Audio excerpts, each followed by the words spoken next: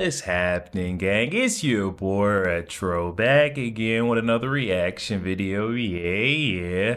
Today we got another huge update. Now you guys can probably already tell that it is going down. Just by that title alone, you guys are definitely gonna want to check this one out, as we got that Chicago Mayor Brandon Johnson looking at some serious legal trouble as he continues his fight against the Trump administration's efforts to clean up the migrant and crime crisis in his city, guys. And I'm excited to get into this one, so we're not straight into it. All I ask that you guys please hit that like button, hit that subscribe button, and without further ado, hop straight into it, folks. Check this one out.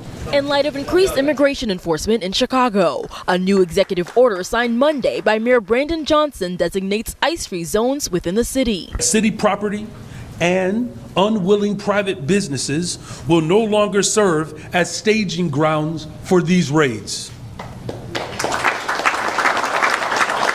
The order prohibits ICE agents from using city-owned property to make arrests. Johnson says signs will be posted at city properties, including in the parking lots of Chicago Public Schools and Chicago Park District field houses. The fact is, we cannot allow them to rampage throughout our city with no checks or balances. Nobody is above the law. If we break the law, you should be held accountable. If Congress will not check this administration, then Chicago will. This is the third executive order issued by the mayor since the Department of Homeland Security launched Operation Midway Blitz in the Chicago area. Each has tried to limit ICE from operating in the city. Since early September, the agency has reportedly arrested nearly 1,000 people. They've also been involved in 2 shootings, including one in Chicago's Brighton Park neighborhood on Saturday. Johnson has repeatedly said that Chicago police will not coordinate with ICE during its operation here. In a statement, DHS blasted Johnson over the weekend's events, saying in part, just this weekend, he and Governor Pritzker refused to allow the local police department to give our officers backup at the scene of a law enforcement attack. A growing and violent crowd began throwing rocks at our law enforcement, yet their chief of patrol ordered their officers not to help. DHS is referring to a rumored internal CPD memo circulating online, indicated that the chief of patrol told officers responding to the Brighton Park shooting to stand down. And Garrett, can you tell us a little bit more also about whether do you think it's is this protest growing throughout the day, or do you get the sense that because they've taken this action to clear things out that they'll start to just go on home? Well, what we've seen in the past is that when there start to be these clashes, it spreads very quickly within these activist groups online, and that can be a magnet to have folks that are coming out here to support that, to be able to build these efforts to try and shut down Operation Midway Blitz. I do want to point out, within the last 10 minutes, we had several Border Patrol officers come up to us, and they pointed out several individuals in the crowd that they were calling out as paid agitators, saying that those are 2 individuals that they were telling folks that are out here to demonstrate peacefully, stay away from them if you want to avoid trouble, because they are out here to agitate and they will cause you trouble if you get caught up near them. All right, folks, so we're seeing that Chicago Mayor Brandon Johnson is doing everything in his power to attempt to shut down this Operation Midway Blitz, from signing executive orders to create these ICE-free zones to paying folks to travel all the way across the country to attend these protests. And you don't have to just take my word for it. There's actual video proof. What's going on out here? Right now we're just organizing stuff, getting ready for tomorrow. What's going on tomorrow? More of the protesting. Well, what does the protest entail? We're trying to get ICE to leave and stuff because they're just starting all kinds of issues. And so I have a question for you. I know you. Yeah. From Seattle. What are you doing in Chicago? How'd you get out here? Wait, I do recognize you. Yeah. I came down here a little bit ago with one of my friends to do more protests in different areas. All the way from Seattle, huh? Yeah. Wow, that's interesting. And we didn't just come here. Where else did you go? We were in California for a little bit, New York, and me and my friend did the No Kings Day rally. How can you guys afford to travel so much? He has a good job, so. Cool. Yeah. He flies you out? Yeah. I'm just trying to make sense of all of this. Now we've got folks being bankrolled. This man here said he's traveled from LA to Seattle. Now he's in Chicago, Illinois protesting ICE, and he has a friend who has a really good job.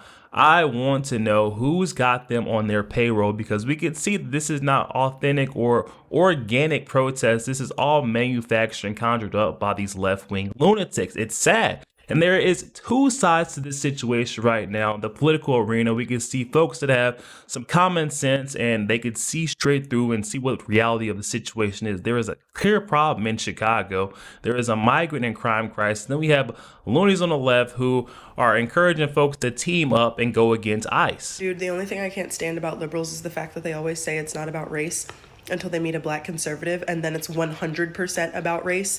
It's, oh my God, how could you go against your race and be in that party and blah, blah, blah, blah. You just sat here and screamed about systemic oppression and systemic racism and all this thing that's been going on for centuries and centuries and centuries, and yet you think the solution is for all the black people and brown people to be in one party and for all of the white people to be in another party?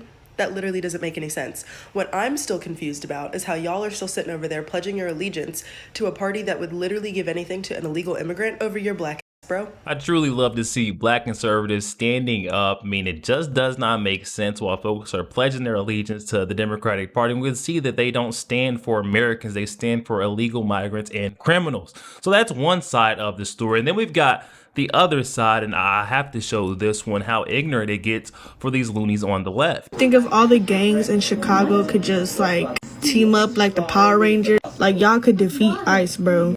Like, y'all could really do it, man. Y'all just gotta work together, stop being against each other, bro. There's only one people territory we're going against. We could do it. And I believe that that clip right there speaks for itself when I say that it is the blind leading the blind over there for these loonies on the left. That lady is clearly misinformed or misunderstanding the situation where she's trying to have gang members unite to go against the very agents that are trying to clean up the crime and migrant crisis that their city is currently facing. It makes absolutely no sense. These folks don't know what's going on. We also had the DHS Secretary Kristi Noem absolutely going off on Mayor Brandon Johnson and his sub 6% approval rating that has now slipped to 4% amongst his voters. Well, let's remember that mayor has a less than 6% approval rating in Chicago. So the people who live there, less than 6%, think he might be doing somewhat of a good job. Overwhelmingly, that man is a failure.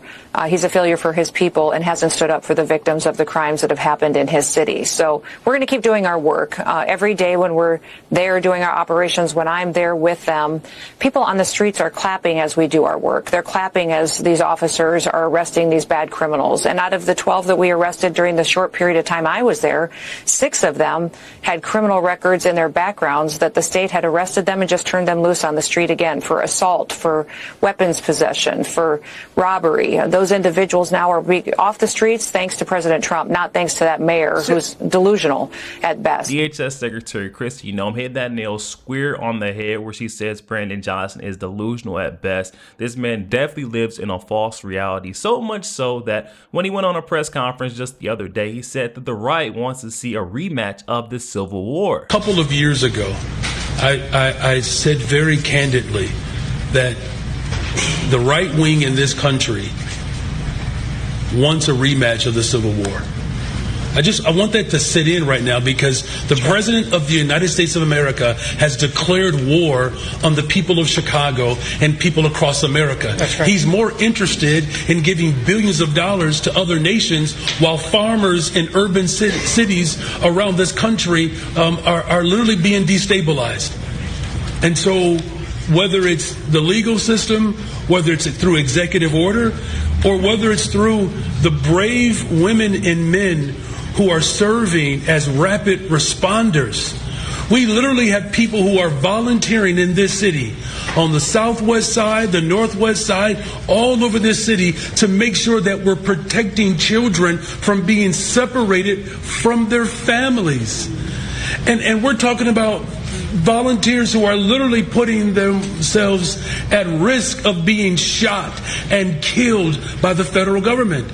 And so whether it's the legal system, whether it's our continuous struggle for liberation through organizing, and whether it's through executive action or whether it's through law, it would be nice if we actually had lawmakers in Washington that would actually hold this president accountable. And if they won't do it, then the city of Chicago will, using every single tool that's available to us. And again, DHS Secretary Kristi Noem was exactly right in saying this man is delusional at best. He's going as far as to say that President Trump is shipping our American dollars off to these foreign nations, but this is the same exact man who has essentially bankrupted his city's budget, shoveling out taxpayer dollars to house, feed, and clothe illegal migrants and protect them from being sent home to where they belong, their home country. They came here illegally. You just cannot make this stuff up, man. That is projection 101. But wait, folks, we haven't even got to the best of the news yet. We have our lovely White House Press Secretary Caroline Leavitt keying us in on an investigation that's going on behind the scenes with Treasury Secretary Scott Bessent on who is funding these rioters, these protests, and Antifa across our nation. The financial backing of these groups, particularly Antifa, is certainly something the administration is looking into aggressively. And the federal government has never really been mobilized or tasked with doing that. So we're kind of kickstarting that into gear. The FBI is working on it alongside the White House's Homeland Security Task Force. We have our intelligence community looking into this as well. And even the Secretary of Treasury is involved with these matters since they are financial in nature. And we will continue to get to the bottom of who is funding these organizations in this organized anarchy against our country and our government. It's a question the American people have been begging the answer for many years, and we're committed to uncovering it. And when we do, I'm sure you'll be one of the first people to know. I don't know about you guys, but this right here is exactly what I voted for. True transparency. I want to see them getting to the bottom of who's bankrolling these protesters, rioters, and Antifa. I think they can come in the way of the cleanup across our nation of the crime and migrant crisis. I'm sick of it. And we all know it wouldn't be right if that loudmouth Jasmine Crockett wasn't adding fuel to the fire. She comes out on MSNBC claiming that this is all lies and we need to stop believing them,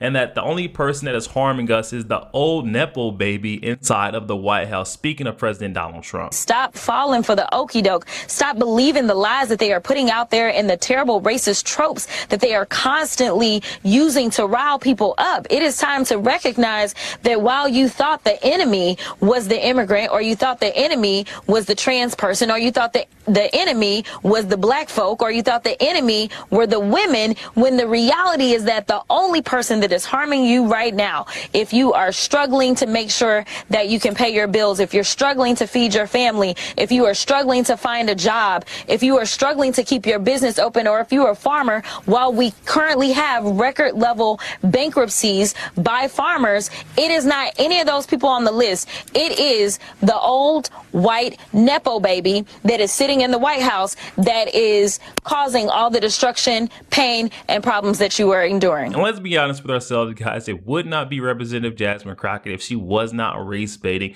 and attempting to insert race into every single point that she's ever made. This lady is bad with it. Meanwhile, we got FBI Director Kash Patel informing us that there are more than 100,000 gang members on the streets of Chicago. There's currently a crisis. Taking the juggernaut that is demolishing the weaponization of law enforcement and bringing it to places like Chicago. When I was there today with Todd, we learned that the Chicago city streets have 110,000 gang members. That's right. You heard me right. They had 1,200 shootings this year alone, 360 homicides. When politicians choose to side with those metrics and not their citizenry, thank God we have President Trump and this Department of Justice and this FBI going in there and crushing violent crime. And President Trump sent us into these cities quietly to set the stage, to set up for the National Guard, to see the success that we saw in Washington, D.C., in Memphis. The FBI has been leading the charge in every single one of these streets because we know how to gather ground level intelligence, and we know how to put handcuffs on the bad guys, and we know that we have the backing of this administration. And most importantly,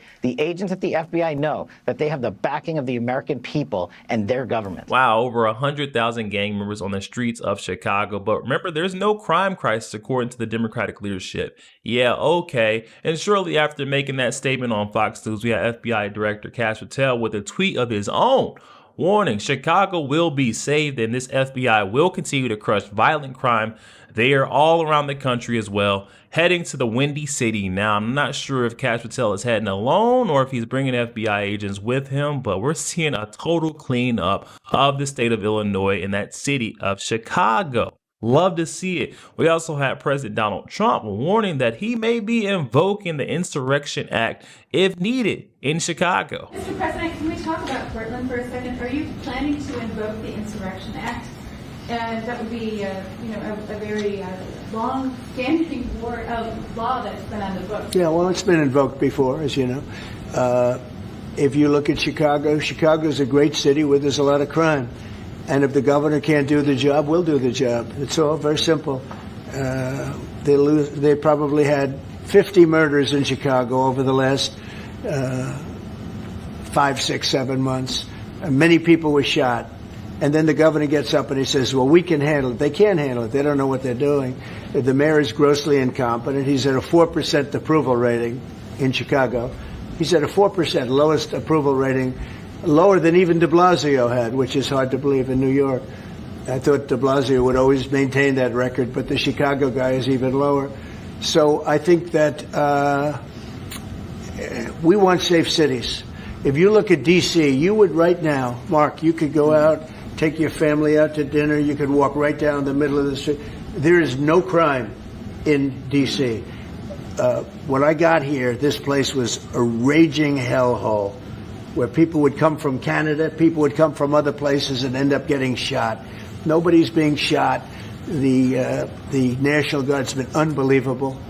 I mean, they are strong, tough guys. And then this final one came as the cherry on top. I'm going to leave it here with this one. A true social post coming from our President Donald Trump earlier this morning where he targets both Governor J.B. Pritzker and that Chicago Mayor Brendan Johnson, where he says Chicago mayors should be in jail for failing to protect ICE officers. Governor Pritzker as well. Yo, there we have it, guys. Oh my goodness. Once again, we're seeing that Democratic leadership of Illinois failing its residents, failing everyone who voted them in by continuously putting these illegals and criminals ahead of their residents. They don't want to see safety among their streets. They would rather see lawlessness. And as long as it meant that President Donald Trump doesn't get to come in and save the day, that's all they're worried about, is President Donald Trump being able to say that, hey, I cleaned up this streets of Chicago. Look what I did over there in the state of Illinois. They need to put their pride and ego aside and serve their people, serve their constituents. It does not make sense to me that you are this stubborn or bullheaded that you won't allow President Trump to do his job, to send out help, because you guys clearly need it. You guys can't do your job. You guys can't protect your citizens without federal help. Allow Trump to do his job, or else you guys are going to get yourself into serious trouble. We already know Mayor Brendan Johnson is clearly crossing the line, signing executive orders, trying to make ICE-free zones, trying to pay more protesters to come in and make it look like folks don't want this help. But we're hearing from the residents the exact opposite. I'm tired of seeing it, but you know, guys, we'll continue to follow any updates to come right here with your boy RetroStef, guys. But definitely up in that comment section. Comments are open. I'm excited to hear what you guys are thinking on this one. Also, make sure you guys please hit that like button, hit that subscribe button. If you enjoy more content like this, catch you guys on the next one.